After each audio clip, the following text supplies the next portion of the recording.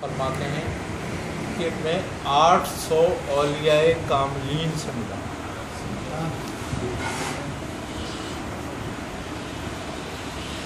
اور ان کے وہ کلمات اور وہ دعائیں جن کی وجہ سے وہ مقرب ہوئے تھے اور ان کو کمال حاصل ہوا تھا، انہوں نے مجھے تعلیم دی۔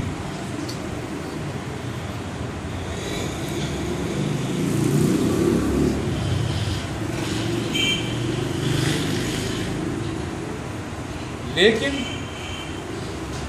میرے کسی کام کی نہیں،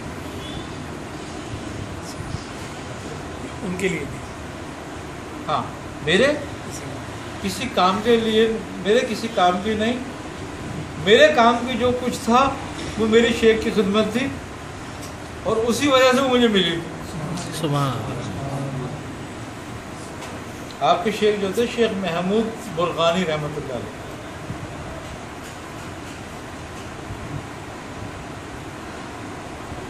آپ کبرویہ خاندان سے تعلق رکھتے تھے،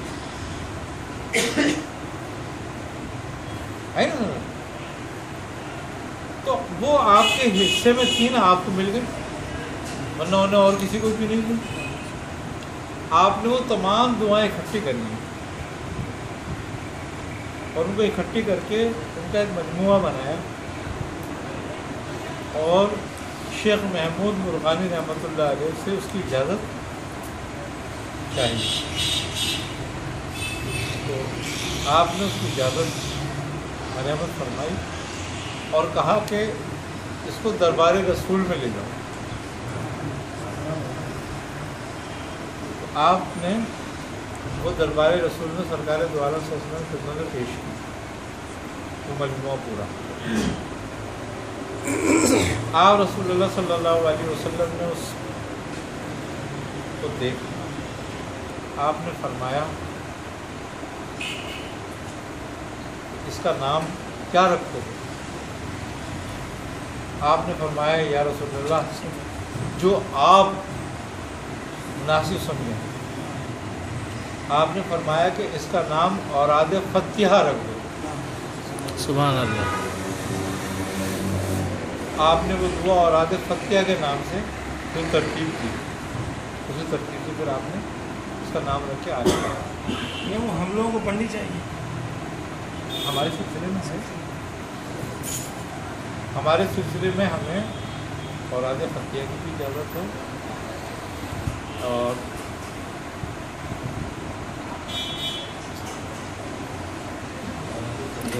دعائے براتی، اس کی کیا نام ہے، اس کا ہوتا ہے نا 7 دن میں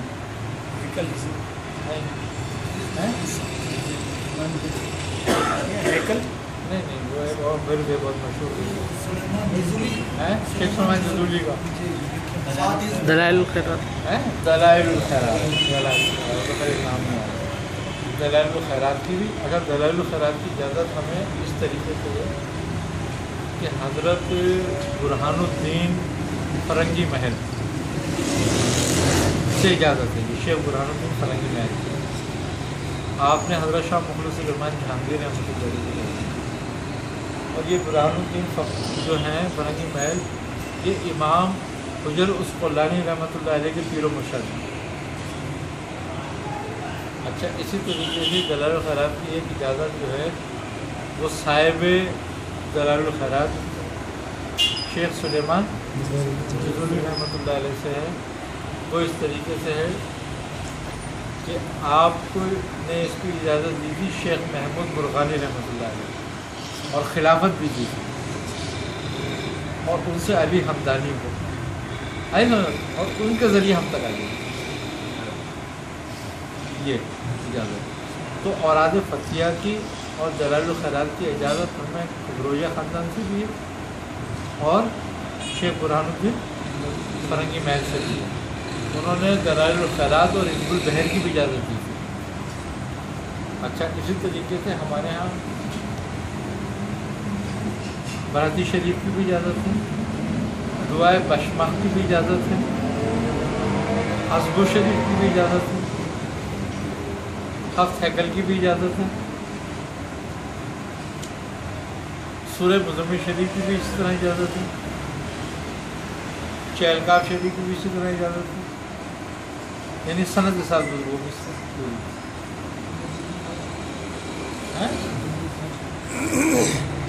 ज़रूर ताकीब ताज की भी इजाज़त कुबरोया ख़ानदान से, उसकी भी है, कसीदा बरदा शरीफ की भी, दरूद अकबर की भी है, दरूद मुस्तग़ास की भी है।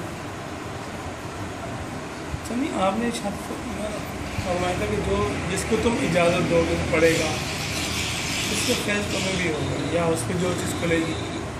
सुनिए, एक को मैंने दुरूद ताज का बोला कि तुम जरा पढ़ो, उसने जरा पढ़ा तो दूसरे दिन उसका फ़ोन आया, तीसरे दिन मतलब मैंने आप सल्लल्लाहु अलैहि वसल्लम की ज़ियारत हुई और आप सल्लल्लाहु अलैहि वसल्लम ने ताज पहना हुआ। फिर 15-20 दिन के बाद उसने कहा कि मुझे इस दौरान में 6 मरतबा ज़्यादा वो तो हो रही थी।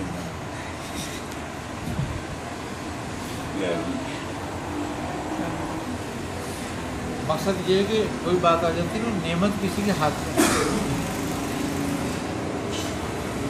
इसका कुछ हमें भी हासिल कोई नेमत के लिए कोई भी वसीला बनता है ना। अब मिसाल के तौर पर वही बात आ जाती है कि मैं अगर अपने अमाल की वजह से नहीं बख्शा गया तो किसी की और की वजह से ज़रूर बख्शा जाऊँगा, किसी दुआ से। सुभान।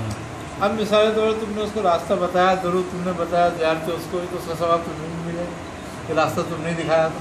सुभान।